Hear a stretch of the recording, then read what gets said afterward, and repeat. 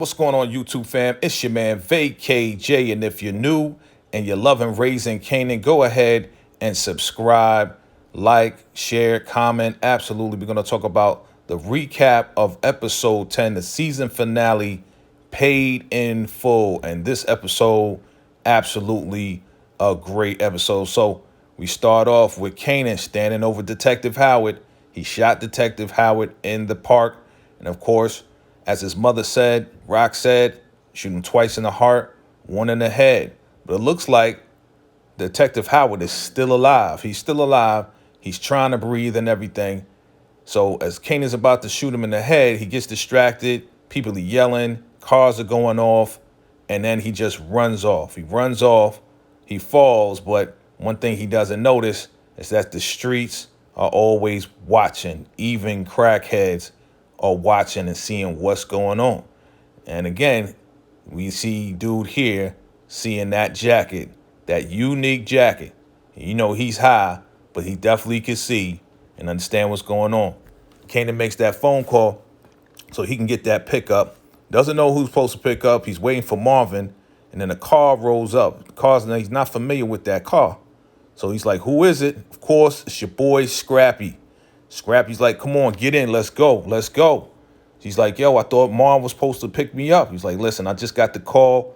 I came through, came to pick you up, came to scoop you up. And of course, you know, Scrappy, he a loyal soldier, so he going to do what he's told. Absolutely, he's going to make sure everything's straight. So now they park. They're trying to get back to his grandmother's, you know, Kanan's grandmother. But Marv rolls up, and they hand the unique jacket to Marv, right? And then Kanan's like, well, I thought you was going to pick me up. He said, hey, you know, your mom's got me doing something that needs two eyes. He's making a joke on Scrappy. Terrible, terrible joke. So anyway, back at the hospital, we at the emergency room. Obviously, they picked up. So now we see Lulu's girl and the rapper dude, Famous, and they hear Detective Howard got shot. So now they like, oh, man, they there to see Lulu, but they heard Detective Howard got shot. Back on the scene, back in the park, of course, we talking to the crackhead. He's high, but he's telling him, yeah, I saw a name on the back of his jacket. Didn't know the name. Now, Lulu is up now. He's finally up. He's moving around. He's looking around, seeing that the cops are outside. He's like, what's going on? Don't know what's going on. You know, he's still recovering, still got stuff in his lungs. So finally, Rock meets up with Kanan and definitely go ahead and tells dude, clean the car out, make sure it's clean. All right. And then Kanan and your boy have a moment, and he tells him, yo, you the realest cat. You're a real soldier. I salute you. And they both, you know, definitely acknowledge each other for, you know, what they've been doing and how they holding each other down. And he, you know, he basically kind of apologizes to homeboy for just, you know, doubting him and everything else like that. Meanwhile, back at Uncle Lulu's house that almost got burned down, Rock is cleaning up Kanan, making sure that he did everything right. She's asking him questions. You know, how many times did you shoot him? You know, he said 3 times. And she's like, you sure? You know, and she's cleaning him up and everything else like that. But Kanan, again, this is right after he shot Detective Howard. He gets a little confused. He's like, well, I think it was 2. I think it was 3.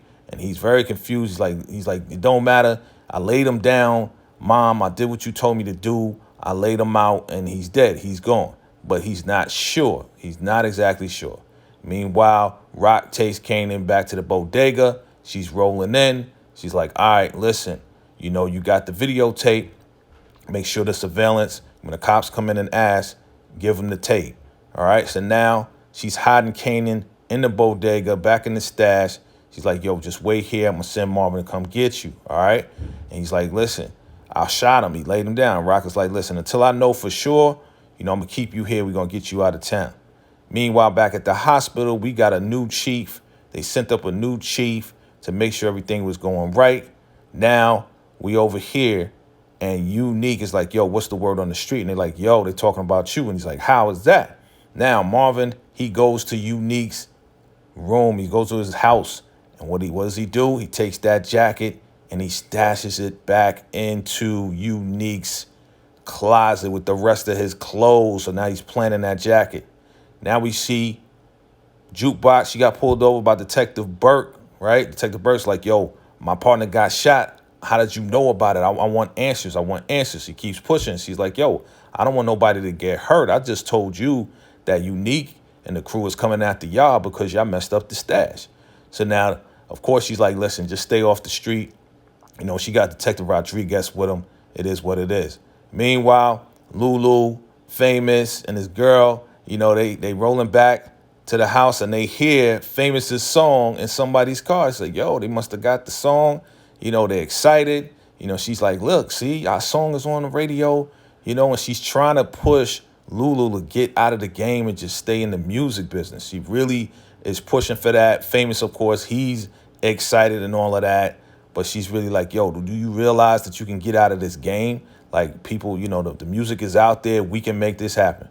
Meanwhile, back at the projects, you got Rock, and she's putting her plan in place. It's unfolding as we speak. She realizes exactly what she's doing, that Detective Howard got shot, and everything is moving the way she thought it was going to move for the most part. So they're getting ready. They know that the cops are going to be coming through because the block is hot. They're going to be coming through, searching every apartment. So they're getting ready. They're getting ready to put the plan in place. Meanwhile, Jukebox goes to the bodega, surprise Kanan, brings him his clothes, right? Because he got his clothes. And Kanan's like, yeah, I did it for the fam. I did it for the fam, And he seems pretty proud. But Rock is like, Jukebox is like, yo, come on, man. Like, don't, cut that tough talk out. You don't even know who you are. You basically got set up. And you're always messing things up, and that's what you do. That's your job. Now, Marvin, he's on his way to go pick up Kanan, but he gets pulled over by the cops. And the cops is like, yo, get out the car. We got a warrant for your arrest, for possession, and for this and that. He's like, yo, everybody be cool. All right, I don't want to get shot. He's like, yo, just get out the car. So he finally, they get him out of the car. But this is a very intense moment. We see Marvin at a unique moment where he's like a little scared a little bit. We see him a little shook. You got a whole bunch of guns faced at you. Yeah, you're going to get shook. So take him out of the car. They put him on the car and handcuff him. They're going to take him down to the precinct. All that time, Rock was paging him. Go get Kanan. Because she doesn't have anybody to go get Kanan. Meanwhile, she's back at the projects looking down. Now the cops is coming to the projects. They coming to the hood. They're going to search every apartment. Lulu rolls up in there like, yo, do you know what you're doing? Are you out of your mind? And of course, Rock is like, yo, let me talk to my little brother. But when you get that page, throw the product down. So she talks to Lulu, and Lulu's like, yo, this is getting out of hand. You going crazy. And she's like, yo, this is part of my plan. He's like, this is part of your plan? You're like, it's out of control. You shooting cops now. The block is hot. When the block is hot, the product is not going to move. Our business is not going to move. He's like, yo, what are you doing? It doesn't look good what you're doing. She's like, I'm doing what I have in place. She's letting them know she got the plan in place and everything is going according to plan.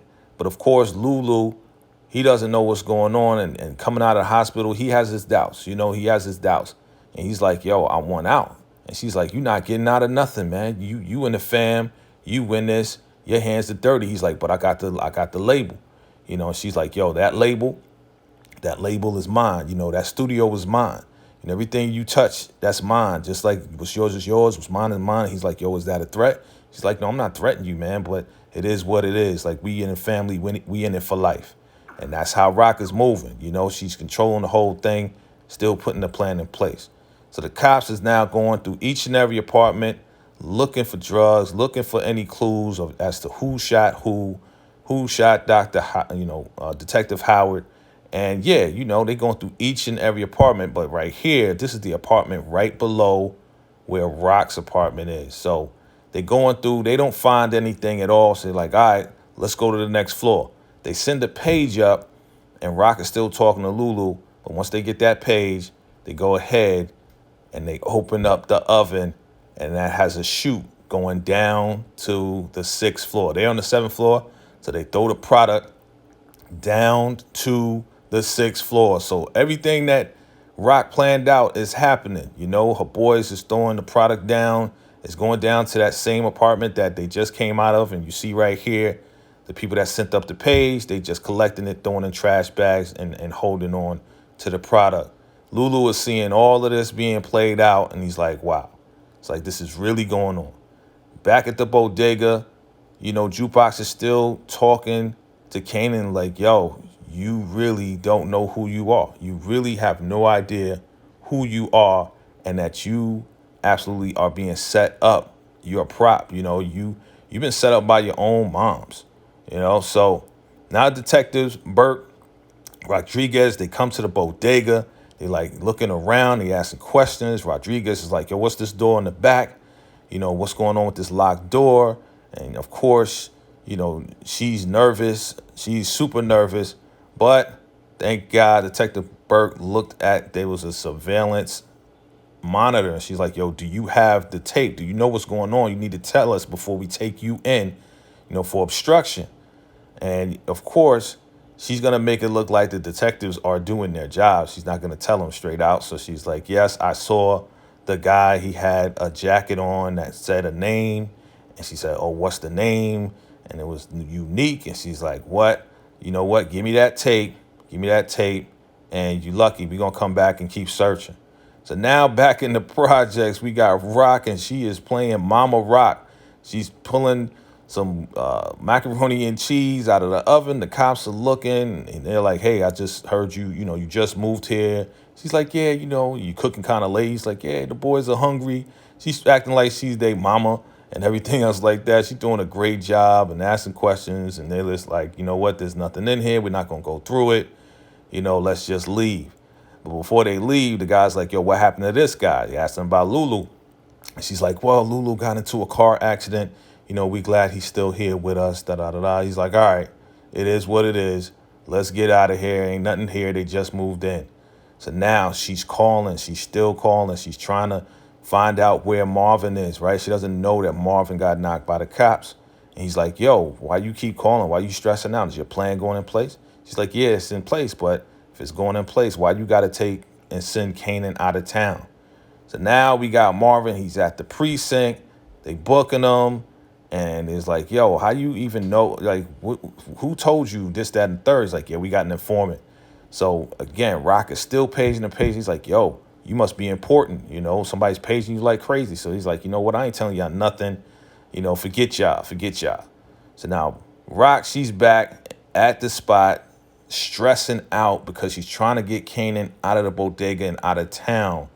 So she realizes that she has to make an important phone call, a call that she didn't want to make. And she makes the phone call, somebody that she knows doesn't want to speak to her. Back at Unique's spot, Unique is packing up. He's getting out of town too. His block is hot. Everything is hot. He's trying to get the family together, pack up, get some clothes, and get out of town. They try to get the baby together, his girl together. They're really trying to get out. But then he looks in the closet and he sees his jacket. And there's blood on the jacket. And he realizes that he's been set up. He's been set up by Rock.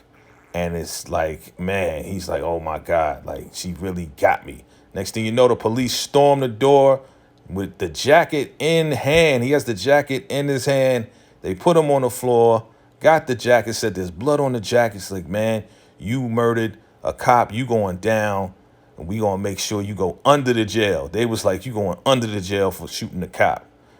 Meanwhile, back at the bodega, Kanan, Jukebox just waiting and waiting. They locked up in the spot. Guess who shows up? Your boy Symphony shows up. That's right. Rock calls Symphony to go pick up Kanan and get him out of town. And that's exactly what he does. He Symphony still loves Rock. She'll do anything for Rock and Kanan. So they jump in the car. And Jukebox is like, yo, I love you. I'll see you soon. I'll see you. I love you. And they say they goodbyes. And, Jukebox knows he's getting out of town. She ain't going to see him for a long time. And it is what it is. He realizes that, something really happened to Juke. But he's going to see her soon. Back at the precinct, Marv runs into Tony Deep. And he's like, oh, that's your informant? Get out of here. It's like, she'll give you tricks. She'll do this, that, and the third. And she's like, forget you. So he's laughing about it because he's going to be out. Nothing's going to stick. And Marv is going to be okay. Marv is going to get out. No problem. That's it. Meanwhile, back at the projects downstairs, you got Lulu's girl, and she's just like, yo, why don't you just get out of the game? You heard the song on the radio, you got the music, you got the label, you're smarter than Rock, you're better than her, and this, that, and the third, and you can get out of this game if you want to. Just leave, just get out. We can get away. We can just leave all of this behind us and everything else like that. But of course, Lulu's like, you know what? Just shut up, just drive. Like, I can never get out. He realized that he can never get out of the game, and that he knows that everything that he does touch will be dirty because of, the drug money and the drug money going into everything else. But on a real, Lulu does want to get out. He wants to go clean. He wants to do clean business, but Rock ain't having it. So now we got Jukebox. He finally opens up the letter from Nicole, her long lost love. And she's reading it, and she's, of course, getting emotional because Nicole definitely expressed her love for her and her feelings for her. So, it's the first time we kind of see, her smiling through it all.